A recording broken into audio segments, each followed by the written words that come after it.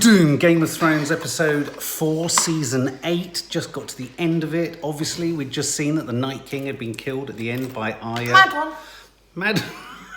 Mad one. It was a mad one, wasn't it? Yeah.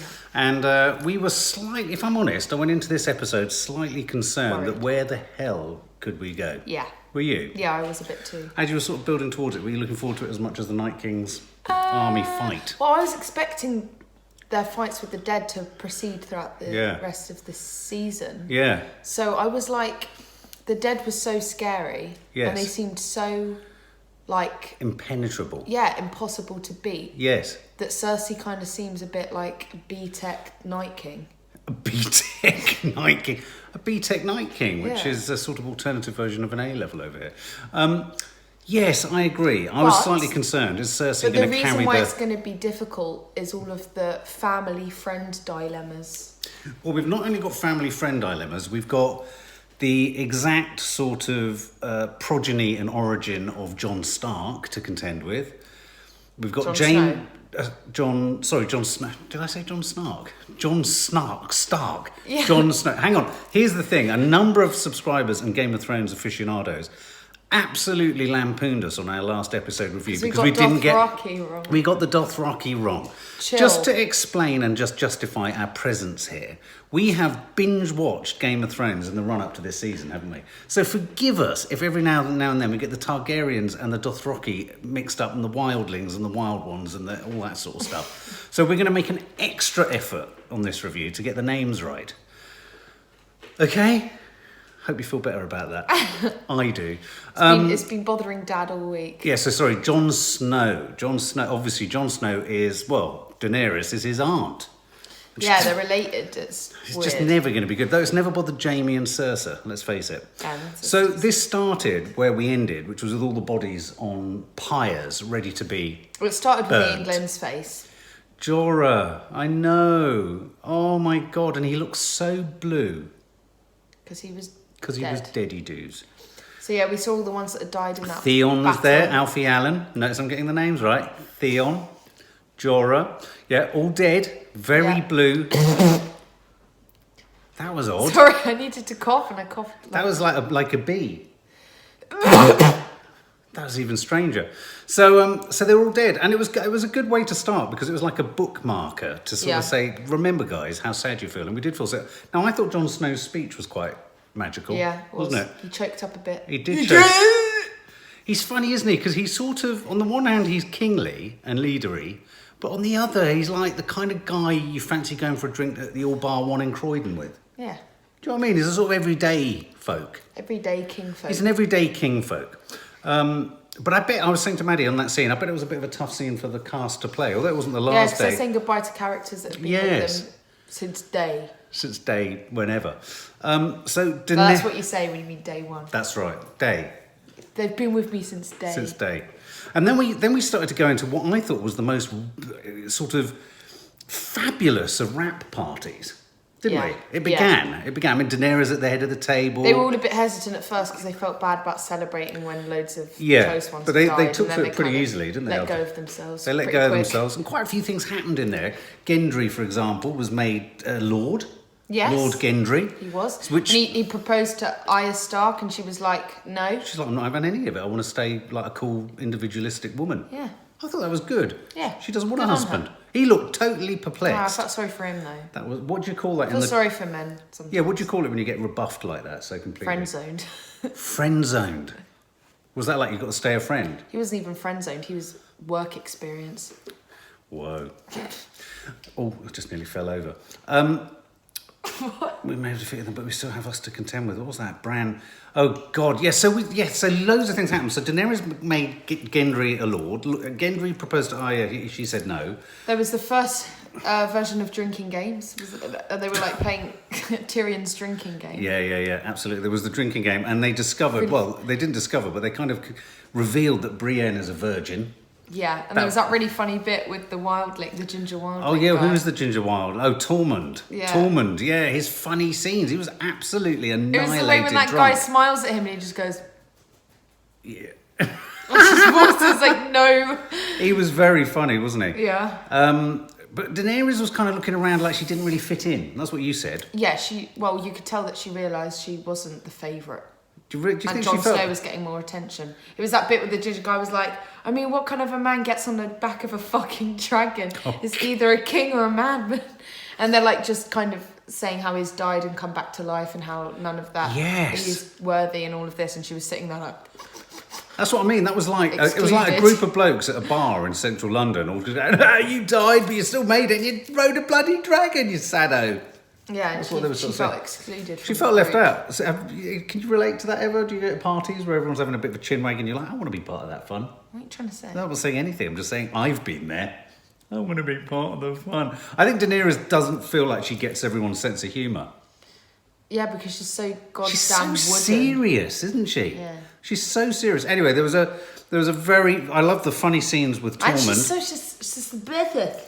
She's very suspicious. And here's the thing. I was reminded when they were talking about Jon Snow's death and coming back.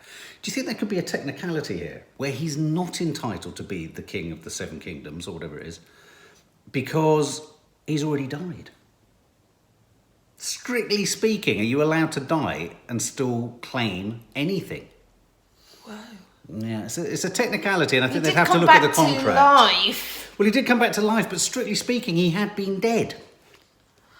Well, I think if you send Sam back to the library, there'll be a little subcategory, clause 1, subcategory 4. There'll be a little bit at the very end of Yeah, a the little page asterisk in that really, says, really tiny writing. in like, the event of being recovered if you're from the death. Jon Snow and you've died Yeah. and then you've come back to life again, then you can't be king. I thought there was a lovely philosophical moment with Sansa and Sandor, the guy with the burnt face. I thought that was really nice, where he said you were the Hound. little bird, how you've changed from the little bird. Yeah. And he said if you came with me, then All the none awful of things that that would have happened to you happened. And wouldn't she have was happened. like, well, I would still be a little bird. Yes, yeah, absolutely. And actually, so we're jumping ahead. So it was part 2 that all the couples started to get together. So Gendry proposed to Arya, Jaime and Brienne. What the hell's going on there? We liked the fact that they didn't get jiggy with it. They actually didn't show us when they got jiggy with it, though. Thank God. I had to lean over and say to Maddie, are they actually going to... It was going to happen at one point. Oh, I hate that. But you know it's a sign of a good rap party. I've begun to realise that a rap party after a war is slightly more exciting than a rap party at the end of a production. That's what I think.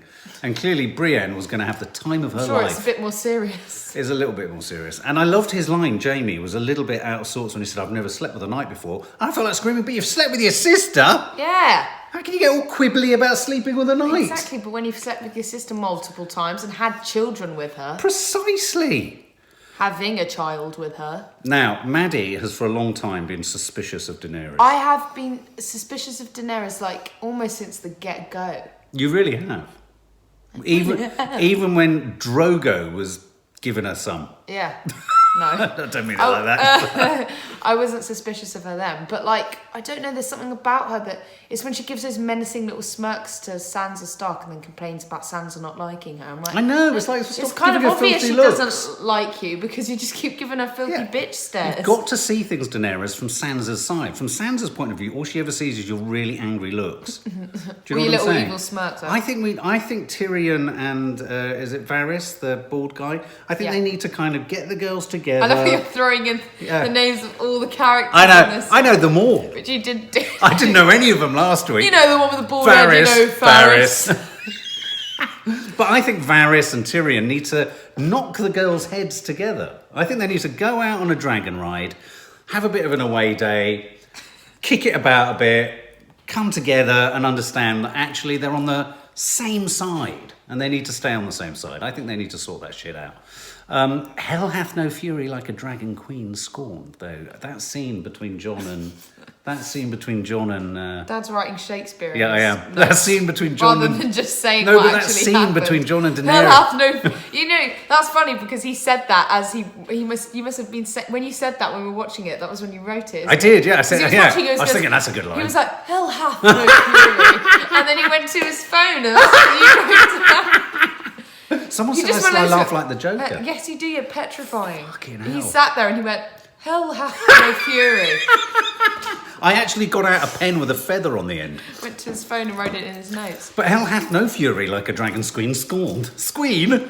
But when Jon was trying to kind of pressure Daenerys into sort of going, come on, Daenerys, Yeah. I've got to tell them, they're Yeah. my family. Yeah. It's like, you're my queen, But they're my family. How would you say that in sort of street speak now? You're my lady, but this is my fam. Dad, stop. Oh, lordy. Mom! I'm telling you now. Oh, and I'm telling you solid. Solid.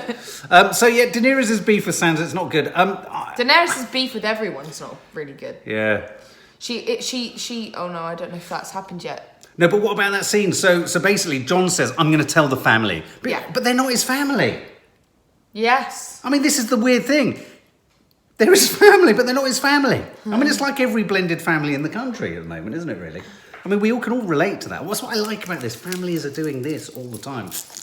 But then they meet Bran, Arya, and Sansa at the tree. Doesn't he? Yeah, but first she was like begging him not to tell him. Yeah, I mean, Daenerys was begging. She doesn't beg. Yeah, and she said that she loved him. And she says, "I don't beg. I've never begged before." And I'm begging you. And I'm begging And you. I think she was saying it just because she wanted to be on the Iron Throne, not because... Yeah, well, I did ask she Nadia wanted that. to Do you? sort them out. Do you really think so? Yeah. Do you think behind all of this, she just wants total... But she says to be honest, I've always thought that she is not as good as she likes to come across. So whatever she does, I'll think is suspicious. You automatically think... So do you think she's a worse egg than Cersei? No, I don't know about worse, but I don't think she's better. Ooh, that's a saucy suggestion. I think she has a lot of built-up anger inside of her, and she's using it against the bad, but she doesn't want to be in it. Yeah, now, then we had a really wonderful scene where the drinking continues, the orgiastic activities carry on. Jaime Lannister has really bedded up now with Brienne, so he now needs a stepladder to reach her to kiss her. And Tyrion doesn't miss the opportunity to have a few tall person jokes. Yeah. He said... I would too. Yeah, I loved his line though. Piss- You piss imagine how taken long out. I've waited to be able to tell make some tall jokes jokes. about tall people. I thought that was funny. Good script. I have to say, I thought the script this week was brilliant. I thought the characterisation and the relationships between everyone was really strong. It was very good. And after all that battle stuff, I thought it was a really clever and refreshing antidote. Yeah, it was nice to have a calmer episode because I was worried. Yeah. Because there's the thing of like you want to get down and dirty and Yeah, violent you and want- gruesome, but yeah. at the same time, that don't. battle on the last episode was quite mental. It was quite I mental. needed a bit of break. Yeah, you need a bit of a break. This reminded me almost of the first act of Avengers Endgame, where we got a lot of time to sort of sit with the characters. Yeah. And it was nice because they were all feeling the elation of having won a war, which you would feel. And then the slight sort of frustration and fear that actually they've had a lot of damage. They've got a knackered army. They've lost... Well, no, they haven't lost a dragon. Well, they have in the grand scheme of things. They're just 2 dragons.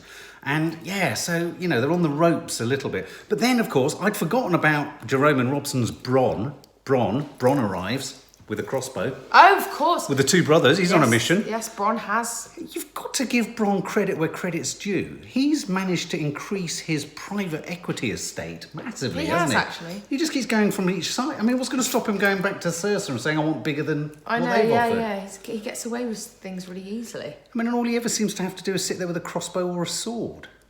It's funny, isn't he? He's a sort of curious one. I like him. I love him. So anyway, he's out for... So I'm beginning to wonder whether Bronn might be the one left on top. I was really scared when he came in. I was like, he is going to kill them. I thought something was going to kick off there. Part 3, I've got in my notes, I like Sandor and Arya's... the Hound and Arya on the horse walking out of town. It's really... You really like that relationship, don't you? I'd really like their relationship. It's sort of grown up. What I like is he doesn't Father patronise it. and daughter relationship. A bit like ours, where he doesn't mind saying swear words to get his point across, and she kind of was cool with that. Yeah. And when he said, "Would you leave me to die again?" she said, "Yeah, I would," and he respected that. Yeah. Don't ever leave Banter. me to die. Yeah, banter. It's quite serious banter, though, isn't it? It's a bit dark. It's dark banter. Me and my Sansa's friends have brooding. dark banter. Do you? Yeah. Yeah, but not that dark. I mean, if someone was dying, you'd save them, wouldn't you? Maybe. God, bloody hell. So Sansa brooding on the battlements. Tyrion wanders over. Sansa, we haven't been shown this. So Sansa and Arya have been told by Bran that Daenerys is Jon's aunt. Yeah. They now know Jon isn't really family or blood. That Yeah. would be what you say on the street, isn't it? It's not blood. But Sansa's on the battlements. Tyrion looks like he kind of knows. And I thought, is this a narrative story gap that we missed? Then we're with Tyrion and Varys on the ship, and they know. That's what I did find out. I was trying to remember if at any point earlier on in this series. Can you tell us, guys? Did Tyrion and Varys, were they told at an earlier point that Jon is Yeah, because Daenerys' we honestly can't nephew? remember. I can't remember if Jon told Tyrion or something. I was pleased to see Varys, our bald-headed eunuch, because... Or maybe they always knew and they've just never said always anything knew. about it. But I thought that was it felt like a gap. I'm sure the Game of Thrones script No, it writers won't will have have, a gap in it. will have We've missed examined that. something. Yeah. So Tyrion and Varys, I thought this... Maybe Sansa told him. And that bit where he was like, what's wrong? And she didn't answer, maybe it was... Oh, maybe that pause, that lingering pause, was just a prelude before she said, well, actually, I'm going to believe it. It's not even blood in the family. She said it just like that. I like the fact that Tyrion and Varys took centre stage a bit. Yeah, I've missed them. I've missed them both because they're both such good actors, Dinklage and sorry, I forget the chap who plays Varys, but he's such a good actor, and you can really feel that he does want Varys the best for the populace. Yeah, he's the people's man, isn't he? He is. He's sort of like the Liberal Democrats Stays by in the his pack. word. He stays by his word, and he's for the underdog. He's for the person. I think it's because he's lost his balls. I think he's sensitive to these sorts of things. Right. So Sam, John's best friend I ever had. What was that? Oh yeah, Sam says goodbye to John. Sam's obviously having a baby. Oh, the one. John's a bit miserable, saying, I hope no one really... Just don't call your son after me. I hope it's a girl. I'm shit. I then wondered about the technicality. And then they're all at sea. They're all in the boats. What happens? Oh yeah, a bit of a mad one. Bit of a mad one. Totally took me by surprise. Well, it's like... It's Alfie Allen's uncle, Euron, or whatever his name is. Is it Euron?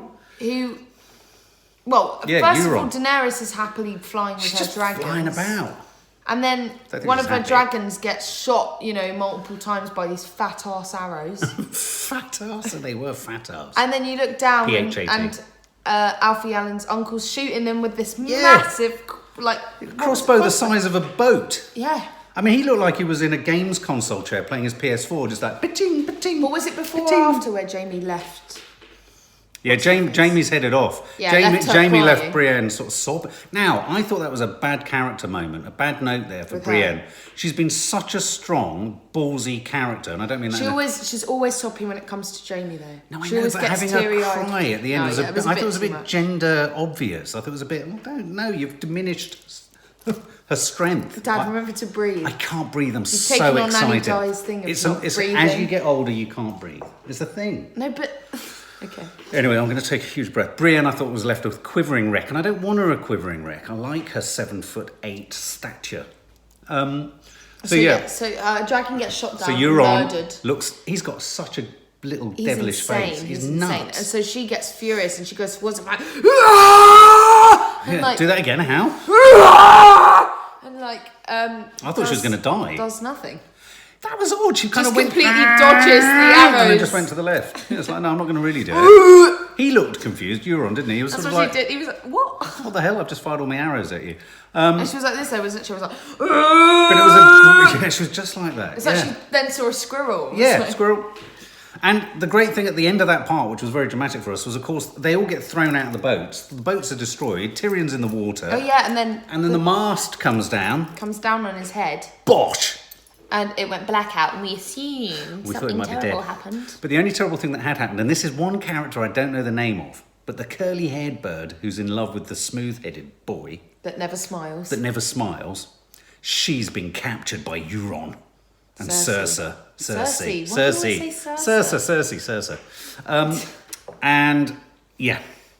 And once again, we're with Varys and Tyrion. And do you think they're being disloyal in their... Are they scheming or are they genuinely trying to work out the best thing to do? I thought they were suggesting they needed to kill Daenerys.